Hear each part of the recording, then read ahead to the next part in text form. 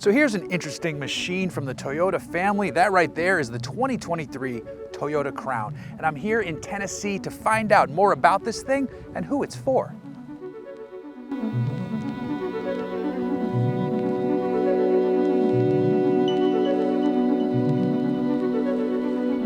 So right off the bat in this seat, I'm happy to report that this car's comfortable.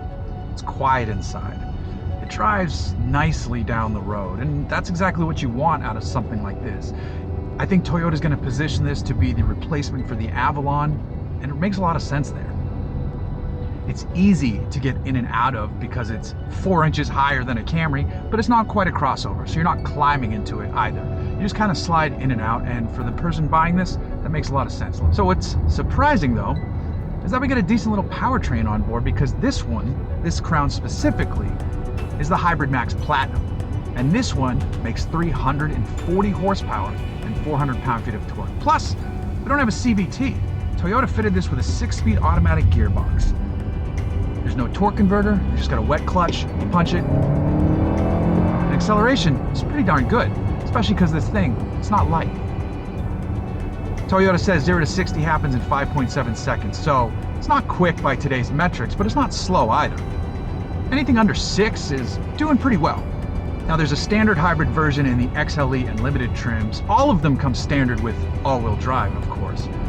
And I'm curious because this thing right here weighs 4,300 pounds. So I could see the 236 horsepower version being quite slow. However, I did chat with my colleague over at Kelley Blue Book, Mike Amuzio, and he said the standard one accelerates better than you think. So you should go check out his full review for a really deep dive into this. Now my dive always slants slightly more enthusiast bent, just that's where I'm from, that's what I like, that's what I love.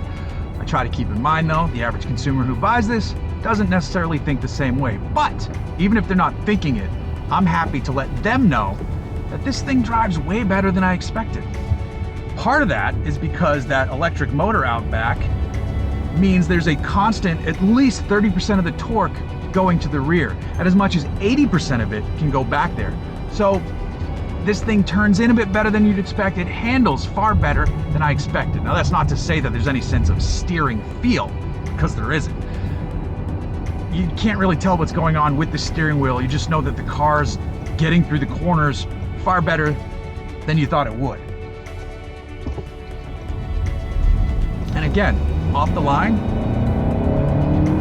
it moves pretty nicely. It's comfortable.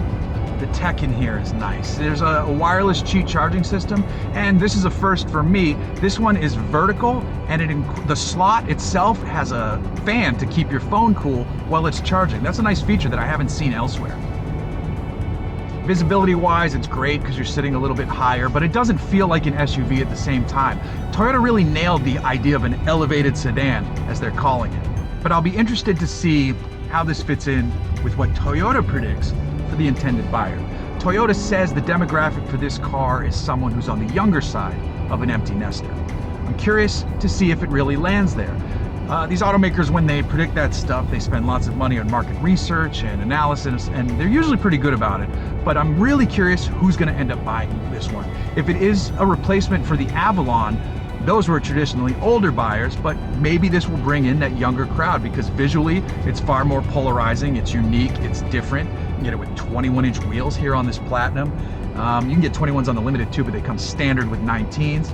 You've got the bi-tone paint option, which is a neat feature.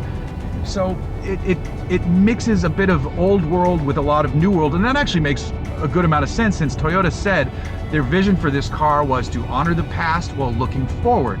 And honoring the past is kind of what the Crown is all about, since this thing is 70 years old and it's been through 15 generations. We just haven't really seen it here since the 50s, back when it was the Toyopet Crown. But the Crown has a rich history within the company. In fact, one of its biggest first motorsports wins was in the 60s. I believe it was some national GT championship. A Crown took the win. So the Crown has been important to the brand for a long time, and now it's finally back in a big way, literally a big way. And the Crown arrives in one of 3 trims. You have your XLE, your Limited, and your Platinum. The XLE and the Limited are the ones that get the standard hybrid system. The Platinum is what gets the Hybrid Max. Toyota believes that 20% of buyers are going to jump to this one.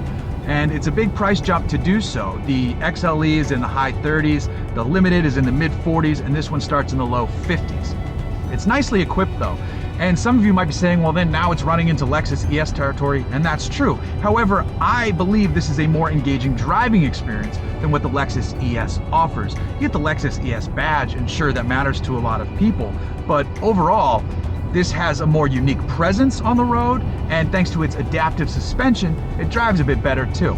It handles these corners really comfortably and really flatly. There's less body roll than I expected. There's not no body roll, there's definitely some body roll. I mean, you can see it right there. The only thing that lets down the driving dynamics a bit is the brake feel is just kind of odd. I mean, it works, but I want to get to a corner so I can tell you what I'm talking about.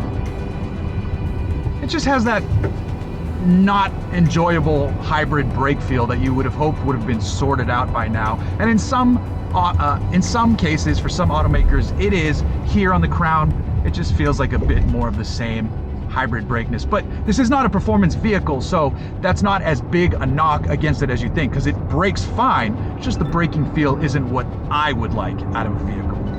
Overall though, what Toyota has created here is a polarizing visual package backed up by decent tech in the cabin, multiple driving modes, a comfortable interior, and a more enjoyable driving experience than I would have expected.